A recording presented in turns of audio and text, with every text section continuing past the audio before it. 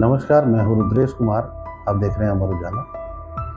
आज हम बात कर रहे हैं एक प्रदेश में घटी एक ऐसे सनसनीखेज हत्याकांड की, जिसमें पुलिस को खुलासे में काफ़ी वक्त लगा। जब खुलासा हुआ तो उसमें देखा कि जो कहावत है कि अपराधी कितना ही शातिर क्यों ना हो, वो कहीं ना कहीं कुछ ना कुछ सुराग जरूर छोड़ जाता है। इसी ताने बाने पर ये पूरी हत्याकांड का खुलासा हुआ। तो टिहरी गढ़वाल का मुनि की रेती क्षेत्र, यहाँ एक 7 तारीख को हत्या की गई थी गोली मारकर एक रिजॉर्ट संचालक। तो उसमें जो निकल कर के बात सामने आई है, उसकी जो साजिश थी वो रची गई थी पूरी की पूरी आपका खुद वाला जो देहरादून। पुलिस ने एक शूटर को गिरफ्तार किया है। बाकी जो नाम और भी सामने आए, जो मुख्य आरोपी है, इसने किस तरह से इस हत्याकांड को अंजाम दिया, ये पूरी कहानी है विस्तार से।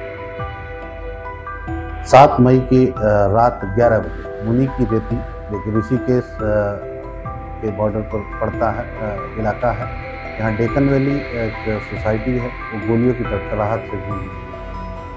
एक के बाद एक 4 राउंड फायर होते हैं। सभी लोग बाहर आ जाते हैं, अपनी सोसाइटी से बाहर आ जाते हैं। कुछ देर बाद वहाँ पुलिस भी पहुँचती है। तो देखते हैं कि वहाँ पर नितिन देव, जो वहाँ रिजॉर्ट संचालक थे, उनका मुनि की रेती में तपोवन के रिजॉर्ट है, वो घायल अवस्था में पड़े हुए हैं। उनको एक 2 गोली शरीर में लगी हुई। पुलिस ने उनको अस्पताल पहुँचाया और वहाँ उनकी मौत हो गई। तो नितिन देव पर इस तरह से हमला होना, उनकी हत्या की जाना रात को, पुलिस इस हत्याकांड के खुलासे में जुट जाती है। शुरुआत में ही इस बात का देखा जाता है कि नितिन देव की किसी से रंजिश तो नहीं थी। तो रंजिश के जब एंगल पर पुलिस जांच करती है तो पता चलता है कि नितिन देव और उन्हीं की कॉलोनी में, सोसाइटी में रहने वाला विपिन नैयर, दोनों की पुरानी रंजिश थी। एक दूसरे के खिलाफ वो शिकायतें करते रहते थे। विपिन नैयर ने कई बार उनकी शिकायत उनके रिजॉर्ट की थी।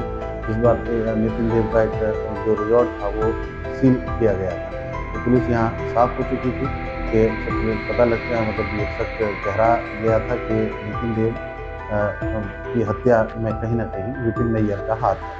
तो विपिन नैयर, अब चूँकि अब पुलिस ने जब विपिन नैयर के बारे में पता किया तो विपिन नैयर के बारे में ये बात सामने आई कि विपिन नैयर इस वक्त जेल में बंद है।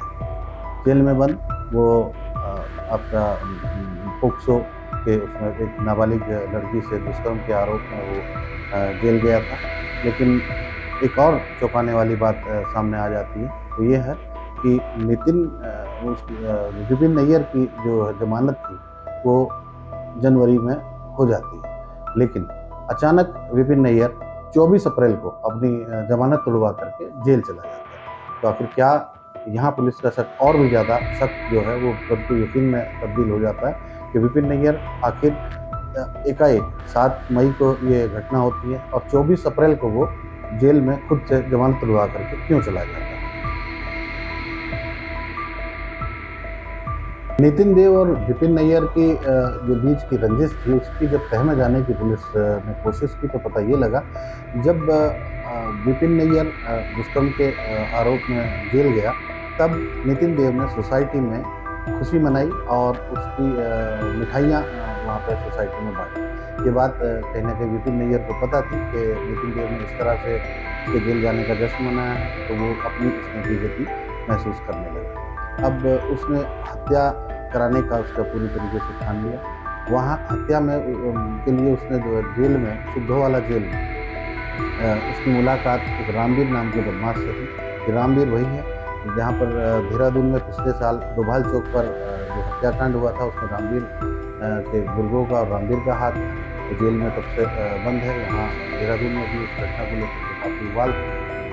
रामवीर पश्चिमी उत्तर प्रदेश मुजफ्फरनगर का रहने वाला बदमाश है। उसके ऊपर कई मुकदमे हैं।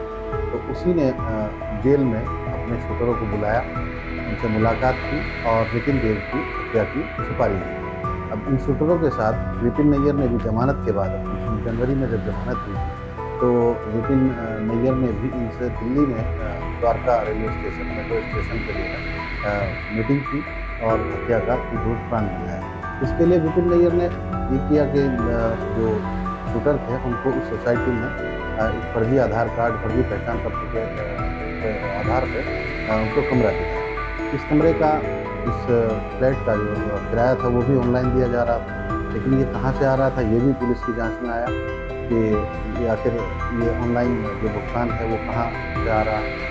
उनकी गतिविधियाँ जो CCTV फुटेज में आई वो भी संदिग्ध थी। वो जब भी किसी भी छोटे मोटे काम के लिए बाहर निकलते थे तो हेलमेट लगा करके निकलते थे या मास्क लगा करके, ताकि उनको कोई पहचान नहीं सके। अब पुलिस ने CCTV फुटेज और तमाम प्राग्रसी पतारसी करने के बाद एक बदमाश को जो है गिरफ्तार कर लिया, जिसने नितिन के ऊपर गोली चलाई। उसने सारी बात पुलिस को बताई कि किस तरह से वो रामवीर से मिला, रामवीर ने सुपारी दी और उसने इस जघन्य हत्याकांड को अंजाम दिया। अब इस मामले में, इस हत्याकांड में कुछ लोग फरार हैं, जिन्हें जो शूटर हैं वो फरार हैं, 2 शूटर फरार हैं और कुछ लोगों के नाम इसमें जो जांच में आए हैं उनको भी पुलिस ने मुलजिम बनाया है। टिहरी पुलिस इस मामले की पूरी जांच कर रही है। अब देखते हैं अगले जो आरोपी हैं कब तक पुलिस की पकड़ में आते हैं। इसी तरह की खबरों को देखने के लिए देखते रहिए अमर उजाला। अगर आप ये वीडियो YouTube पर देख रहे हैं तो हमारे चैनल को सब्सक्राइब करें और बेल आइकन को दबाना ना भूलें। अगर आप Facebook पर ये वीडियो देख रहे हैं तो हमारे पेज को लाइक करें।